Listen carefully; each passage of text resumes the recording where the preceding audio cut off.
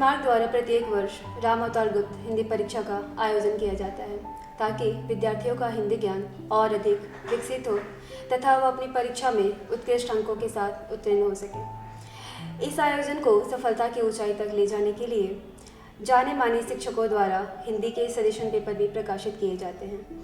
इसी क्रम में बिरला हाई स्कूल की हिंदी विभागाध्यक्ष रश्मि तिवारी के द्वारा निर्मित CBSE सजेशन पेपर सन्मार्ग में 30 दिसंबर को प्रकाशित किया गया था, जिसकी मार्किंग स्कीम मैं कामना दीक्षित आप सबके समक्ष प्रस्तुत करने जा रही हूँ। मैं हावड़ा के प्रतिष्ठित स्कूल एशियन इंटरनेशनल स्कूल की हिंदी अध्यापिका हूँ। तो आइए CBSE कक्षा की सजेशन पेपर के मार्किंग स्कीम से अवगत होते हैं। जैसा कि CBSE सजेशन पेपर प्रकाशित किया गया था और यह पूरा प्रश्न पत्र कुल 80 अंक का होता है, जो खंड क, ख, ग और घ में बटा होता है। विद्यार्थियों, यहाँ पे ध्यान देने की बात है कि प्रत्येक खंड के प्रश्नों के उत्तर देना अनिवार्य होता है तथा प्रत्येक खंड के लिए आपके पास एक शब्द सीमा भी निर्धारित होती है, जिसको ध्यान में रखकर आप प्रश्नों के उत्तर देंगे। तो चलिए मार्किंग स्कीम की शुरुआत करते हैं। सबसे पहला खंड क शुरू होता है, जिसमें पहला आपके सामने गद्यांश होता है, जो लगभग 10 अंकों का होता है। पहला गद्यांश है, जल जीवन के लिए आवश्यक है। व्यक्ति बिना खाने के 2 महीने तक जीवित रह सकता है, लेकिन पानी के बिना कुछ ही दिन रह पाता है। किसी कवि ने कहा है कि हर तरफ जल ही है, लेकिन पीने के लिए एक बूंद भी नहीं है। सच्चाई भी यही है कि पृथ्वी का 70% हिस्सा जलमय है। जल रंगहीन द्रव्य होता है और न केवल मानव के लिए बल्कि प्राणी जगत के साथ वनस्पतियों के लिए भी नितांत आवश्यक है। यह केवल पीने के काम ही नहीं आता है, बल्कि इसके अनेक उपयोग हैं।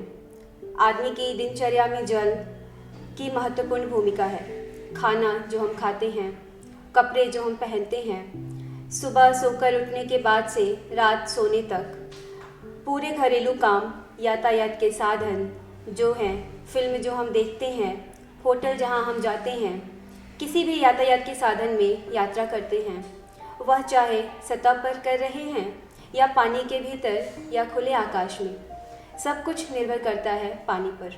बिना पानी की सारी गतिविधियां ठप होकर रह जाती हैं।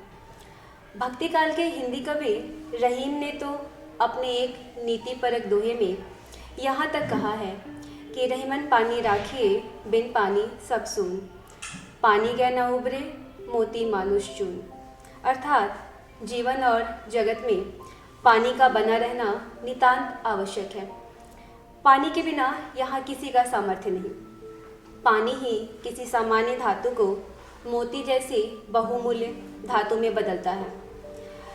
वह अपने सम्मान पर पानी फिरने से बचाकर रखता है और पिसा हुआ अन्न तभी खाने योग्य बन पाता है जब पानी के मेल से वह आटे में बदलता है। इस गद्यांश को ध्यान में रखकर कुछ प्रश्न दिए गए हैं, जो इस प्रकार हैं। पहला प्रश्न है, व्यक्ति बिना खाने के कितने समय तक जीवित रह सकता है? और यह प्रश्न 1 अंक का है। इसका उत्तर आप कुछ इस प्रकार दे सकते हैं कि व्यक्ति बिना खाने के 2 महीने तक जीवित रह सकता है, किंतु पानी के बिना कुछ ही दिन रह पाता है। अगला प्रश्न है, जल कैसा द्रव्य है? ये प्रश्न भी 1 अंक का है और इसका उत्तर है, जल रंगहीन द्रव्य है और केवल मानव के लिए नहीं बल्कि प्राणी जगत के साथ वनस्पतियों के लिए भी नितांत आवश्यक है। अगला प्रश्न है, जल ना होगा तो क्या होगा? इस विषय में गद्यांश के साथ साथ अपने विचार भी दीजिए। तो आपने गद्यांश पढ़ा, गद्यांश को ध्यान में रखकर आप इस प्रश्न के उत्तर देंगे।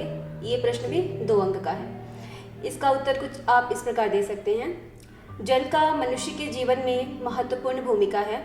खाना खाने से लेकर कपड़े पहनने तक और सुबह सोकर उठने के बाद से रात सोने तक समस्त घरेलू काम, यातायात के साधन, होटल आदि सभी जगहों पर इसकी आवश्यकता पड़ती है। अगला प्रश्न है, जल के उपयोगों का वर्णन कीजिए। आप सभी जल के उपयोगों से परिचित होंगे।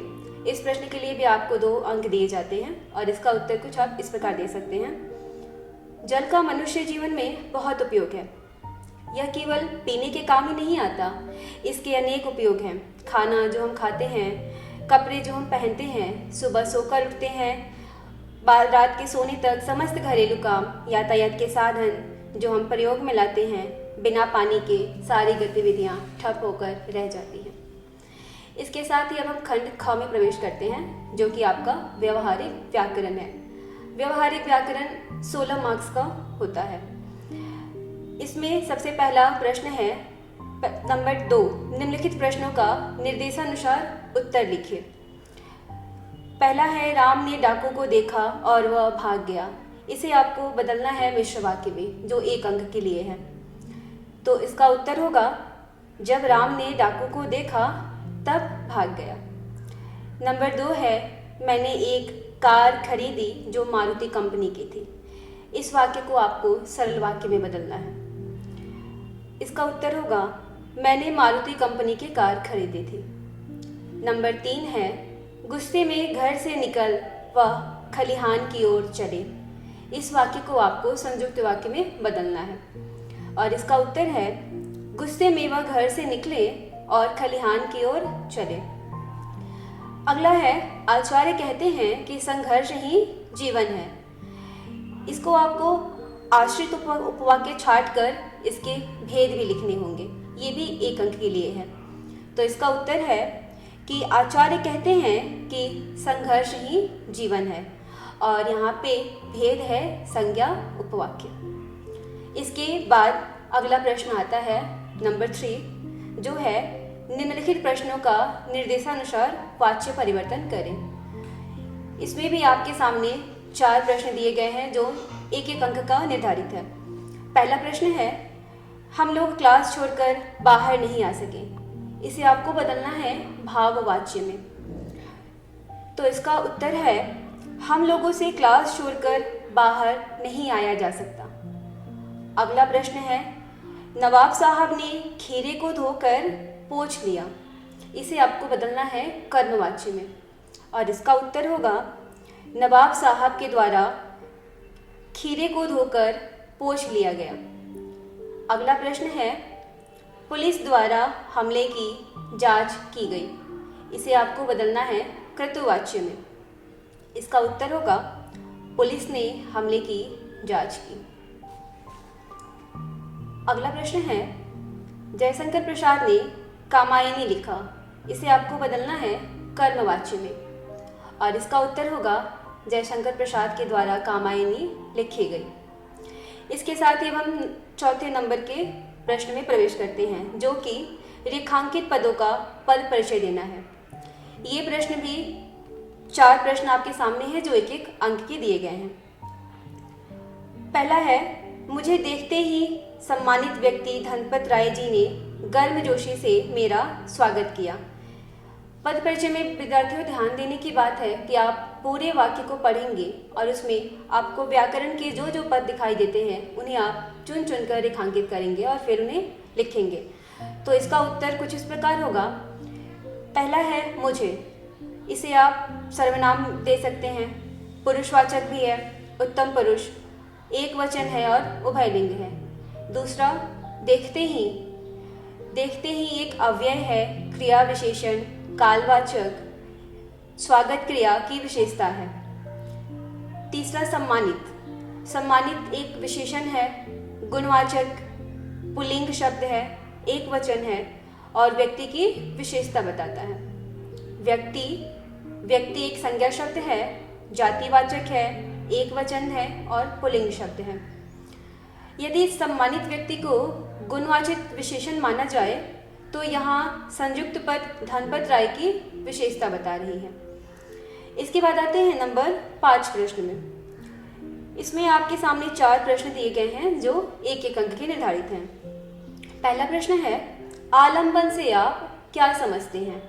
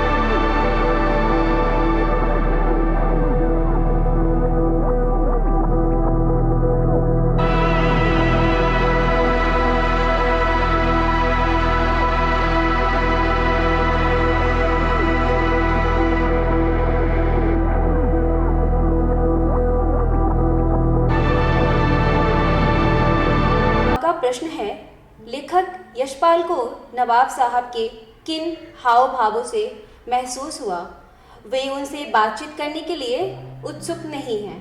यह प्रश्न भी 2 अंक का निर्धारित है और इसका उत्तर आप लिख सकते हैं कि डिब्बे के एक बर्थ पर लखनऊ की नवाबी नस्ल के एक सफ़ेद पोश सज्जन बहुत सुविधा से पालथी मारे बैठे हुए थे, जिनके सामने 2 ताजे चिकने खीरे तौलिए पर रखे थे।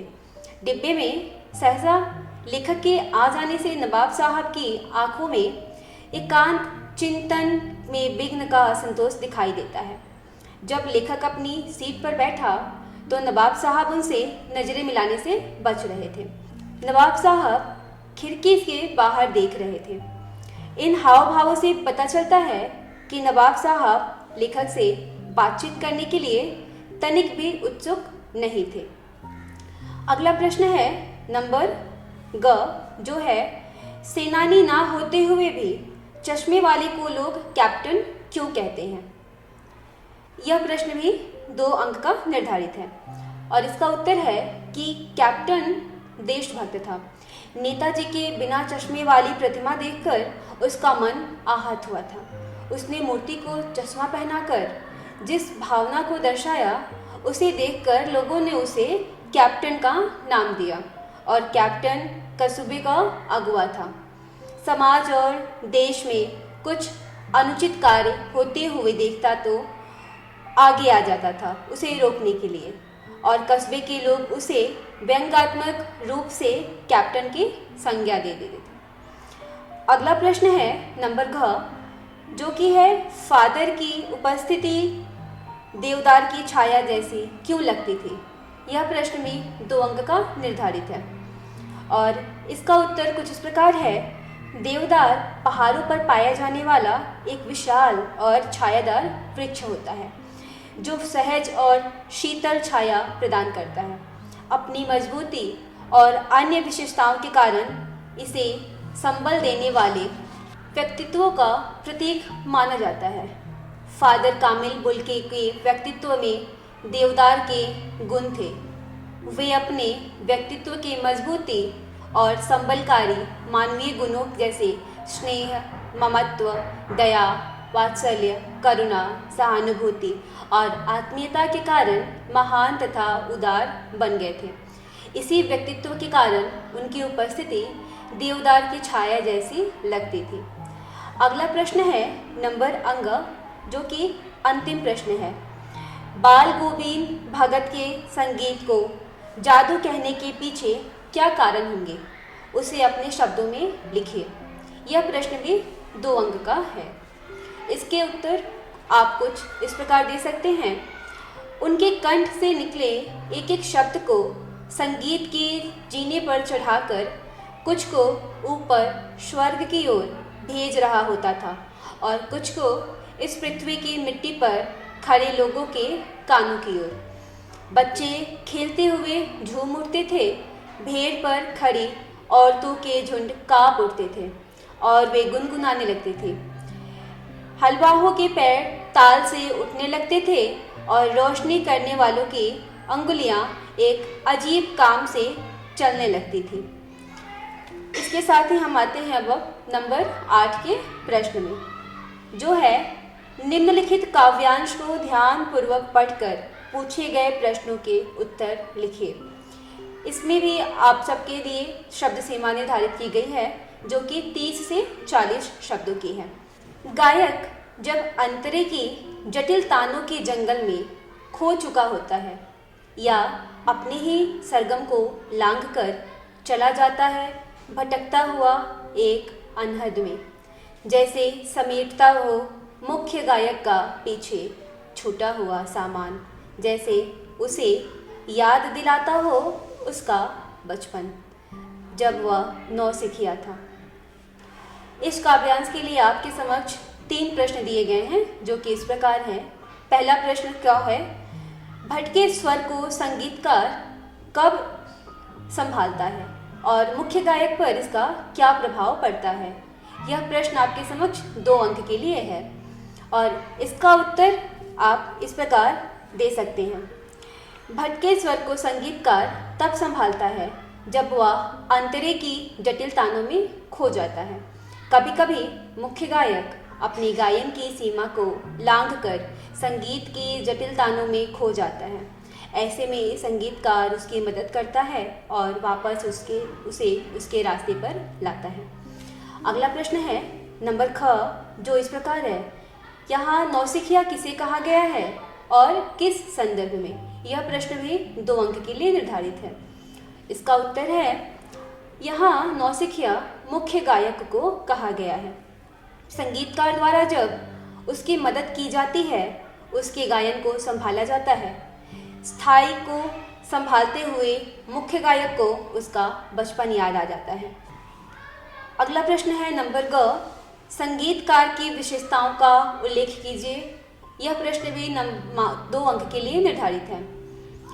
इसका उत्तर आप इस प्रकार दे सकते हैं कि संगीतकार के माध्यम से कवि हर उस व्यक्ति की ओर संकेत करता है जो दुनिया के लगभग हर क्षेत्र में किसी एक व्यक्ति को सहारा देते हैं। ऐसे व्यक्ति समाज, देश, संस्कृति आदि सभी क्षेत्रों में कुछ बेहतर करने के लिए उद्देश्य नेपथ्य में रहकर अपना सब कुछ लगा देते हैं। वह अपने लिए हर चीज का मोह छोड़ देते हैं। इसके साथ ही नंबर 8 का प्रश्न खत्म होता है और हम बढ़ते हैं नंबर 9 की तरफ। निम्नलिखित प्रश्नों में से किन्हीं 4 प्रश्नों के उत्तर देने होंगे आपको नंबर 9 के प्रश्न में, और इसके लिए शब्द सीमा है 30 से 40 शब्दों की। पहला प्रश्न है, छाया मत छूना में कवि छाया किसे कहता है और क्यों? इसका उत्तर है, छाया शब्द कवि ने बीते जीवन की सुखद स्मृतियों को कहा है और उसी के संदर्भ में व्यक्त किया है। जिस तरह से छाया को छूने की कोशिश व्यर्थ जाती है, उसी तरह से बीते जीवन की स्मृतियों को पकड़ने की कोशिश भी व्यर्थ हो जाती है।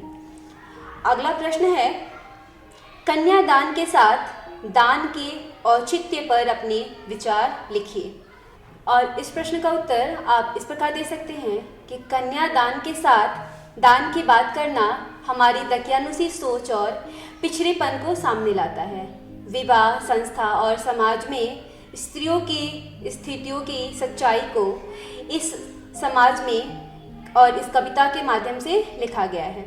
समाज की मान्यता के कारण अपनी ही लड़की को दान में दिया जाता है जैसे वह कोई सामान हो। आज समय बदल गया है, वह कोई सामान नहीं, और लेकिन समय के बदलने के साथ ही इस प्रकार की बातें अभी भी समाज में मान्य हैं। अगला प्रश्न है, फागुन में ऐसा क्या होता है जो बाकी ऋतुओं से भिन्न होता है? तो इसका उत्तर है, फागुन के महीनों में चारों ओर हरियाली छा जाती है। फागुन में अपने आसपास के वातावरण में तरह तरह के रंग बिखरे हुए मिलते हैं। यह वह ऋतु होती है जब पेड़ों में नए पत्ते निकलते हैं, हवा में फूलों की मादक सुगंध भरी हुई होती है। अगला प्रश्न है नंबर घ, जो है गोपियों ने उद्धव के व्यवहार की तुलना किस किस से की है? तो उत्तर है कि गोपियों ने उद्धव के व्यवहार की तुलना कमल के पत्तों तथा तेल से चुपड़ी गागर की मटकी से की है। गोपियों के अनुसार उद्धव तो कृष्ण के नज़दीक रहकर भी उनके प्रेम को पाने में असफल हैं, असमर्थ हैं। नंबर अंगा का प्रश्न है, लक्ष्मण द्वारा परशुराम के शील स्वभाव के बारे में जो कुछ भी कहा गया उसका उल्लेख करते हुए बताएं कि क्या उसमें व्यंग निहित है? और इसका उत्तर आप इस प्रकार दे सकते हैं कि लक्ष्मण परशुराम के क्रोध करने पर विनम्रतापूर्वक किंतु व्यंग भाव के साथ कहते हैं कि मैंने तो बचपन में खेल खेल में ऐसे बहुत से धनुष तोड़े हैं, लेकिन उस समय आप क्रोधित नहीं हुए थे। परशुराम को लक्ष्मण ने कहा कि आपने व्यर्थ ही में धनुष बाण धारण किया हुआ है। लक्ष्मण के कहने का अर्थ यह है कि परशुराम के बातचीत का ढंग ही बहुत घातक है और किसी प्रहार के लिए किसी अन्य हथियार की आवश्यकता नहीं है। इसके साथ ही अब हम नंबर 10 के प्रश्न की ओर बढ़ते हैं। नंबर 10 का प्रश्न है, निम्नलिखित प्रश्नों में से किन्हीं 2 प्रश्नों के उत्तर लगभग 50 से 60 शब्दों में लिखिए। यहाँ आपके समक्ष 3 प्रश्न दिए हुए हैं जो 2-2 अंकों के निहित हैं। पहला प्रश्न है नंबर क, कभी श्वेत तो कभी रंगीन पताकाओं का फहराना किन अलग अलग अवसरों की ओर संकेत करता है? तो इसका उत्तर है बौद्ध धर्म के अनुयायी अवसरों के अनुसार तरह तरह के रंगों के पताकाएं फहराते हैं। बौद्ध धर्म में सफ़ेद पताकाएं शांति एवं अहिंसा के प्रतीक हैं। इन पर मंत्र लिखे होते हैं। जब शोक का समय होता है और शहर से दूर एकांत 108 श्वेत पताकाएं फहरा दी जाती हैं, जिन्हें कभी उतारा नहीं जाता, वे स्वयं नष्ट हो जाती हैं। इसी तरह किसी नए कार्य के अवसर पर रंगीन पताकाएं फहराई जाती हैं। इन पताकाओं से शोक का नए कार्य के शुभारंभ का संकेत मिलता है। नंबर ख का प्रश्न है जॉर्ज पंचम की नाक पाठ के आधार पर लिखिए कि अपने राष्ट्र को उच्च तथा भ्रष्टाचार मुक्त बनाने के लिए आप क्या क्या करेंगे। तो इस पाठ को आप सबने पढ़ा है और इस पाठ को ध्यान में रखकर आप अपने विचार इन बिंदुओं के माध्यम से लिख सकते हैं। जैसे सरकारी कार्य पद्धति में सुधार लाने का प्रयास, समाचार पत्रों को उनके कार्यों से अवगत कराना, अपने मान सम्मान को हमेशा महत्व देना, अपने हित से अधिक देश के हित के विषय में सोचना। इन सभी बिंदुओं को ध्यान में रखकर आप इस प्रश्न के उत्तर दे सकते हैं। नंबर ग का प्रश्न है माँ के प्रति अधिक लगाव ना होते हुए भी आंचल में ही प्रेम और शांति पाता है। नंबर ग का प्रश्न है माँ के प्रति अधिक लगाव ना होते हुए भी विपत्ति के समय भोलानाथ माँ के आंचल में ही प्रेम और शांति पाता है। ऐसा सभी बच्चों के साथ होता है? इस विषय पर अपने विचार व्यक्त करें। तो आप यहाँ पर लिख सकते हैं कि बच्चे और माँ का नैसर्गिक संबंध, विपत्ति के समय बच्चे को अधिक ममता और स्नेह की आवश्यकता होती है, जो उसे सबसे पहले माँ की याद दिलाती है। शांति और प्रेम की छाया अपनी माँ की गोद में जाकर ही मिलता है। इन सभी बिंदुओं को ध्यान में रखकर आप इस प्रश्न के उत्तर दे सकते हैं। इसके साथ ही अब हम खंड घ में प्रवेश करते हैं, जो कि लेखन है। खंड घ का 11वां प्रश्न है निम्नलिखित में से किसी एक विषय पर दिए गए संकेत बिंदुओं के आधार पर लगभग 200 से 250 शब्दों में निबंध लिखिए। विद्यार्थियों ध्यान दीजिएगा, निबंध के लिए यहाँ पे 10 अंक दिया गया है और 10 अंक को ध्यान में रखकर आपको निबंध की हर एक विषय वस्तु की मात्रा निश्चित करनी है। पहला प्रश्न है कंप्यूटर, और कंप्यूटर के लिए कुछ संकेत बिंदु भी दिए हुए हैं। कंप्यूटर आज की आवश्यकता, और संकेत बिंदु है पहला प्रस्तावना, दूसरा विश्व की तीसरी आग, तीसरा कंप्यूटर की उत्पत्ति, चौथा कंप्यूटर के लाभ एवं हानि, और पांचवा उपसंहार। तो इसमें आप ध्यान दे सकते हैं कि निबंध लिखते हुए प्रस्तावना पर 2 अंक जाएंगे, विषय विस्तार पर 4 अंक, भाषा प्रवाह पर 2 अंक और प्रस्तुतिकरण पर 2 अंक। इन सभी विषय वस्तुओं को ध्यान में रखकर आप अपने निबंध की भाषा सहज एवं सरल रखें और निबंध अच्छे से लिखें। अगला है नंबर ख, मेरे जीवन का आदर्श। उसमें भी कुछ बिंदुएं दी गई हैं जो इस प्रकार हैं। आदर्श व्यक्ति का परिचय, विशेषताएं, प्रभावित होने के कारण, जीवन पर प्रभाव और निष्कर्ष। नंबर ग का है आज की मांग, संयुक्त परिवार। इसके लिए जो बिंदु दिए गए हैं वो इस प्रकार हैं। संयुक्त परिवार की परिभाषा, संयुक्त परिवार के लाभ और वर्तमान समय में संयुक्त परिवार जरूरी क्यों है। इन सभी विषय वस्तुओं को ध्यान में रखकर, बिंदुओं को ध्यान में रखकर आपको निबंध के उत्तर देने हैं। नंबर 12 का प्रश्न है आपके क्षेत्र में पानी की आपूर्ति कम है, अपने क्षेत्र में पेयजल की समस्या की ओर ध्यान आकृष्ट करते हुए जल बोर्ड अधिकारी को एक पत्र लिखिए, जिसमें शब्द सीमा निर्धारित की गई है 80 से 100 शब्दों की, और यह पत्र लेखन 5 अंक का निर्धारित है। इसके साथ ही आपके समक्ष एक अथवा भी दिया गया है, जो है पिताजी की ओर से पत्र लिखकर पुत्र को धूम्रपान छोड़ने की सलाह दीजिए। तो दो पत्र आपको लिखने के लिए दिए गए हैं, इनमें से आप कोई एक पत्र लिख सकते हैं। पत्र लेखन के प्रारूप पर आपको ध्यान देने की ज़रूरत है। पत्र लेखन जब शुरू करते हैं तो उसका आरंभ और अंत ध्यान में रखकर 2 अंक के हिसाब से आप उसे लिख सकते हैं। पत्र लेखन की मुख्य विषय वस्तु को ध्यान में रखकर 2 अंक के हिसाब से आप उसे भी लिख सकते हैं। और पत्र लेखन में आपकी भाषा की शुद्धता कैसी है, भाषा का सहज एवं सरल संबोधन और प्रस्तुतिकरण कैसा है, इस पर 1 अंक निर्धारित किए गए हैं। इन तीनों विषय वस्तुओं को ध्यान में रखकर आप अपने पत्र लेखन को लिख सकते हैं। अगला प्रश्न है नंबर 13, जो कि है अगले महीने से प्रकाशित होने वाली एक हिंदी मासिक पत्रिका के लिए विज्ञापन तैयार करें। इसके साथ ही अथवा है, जो है विद्यालय की खेल सामग्री बनाने वाली कंपनी की ओर से एक विज्ञापन तैयार कीजिए।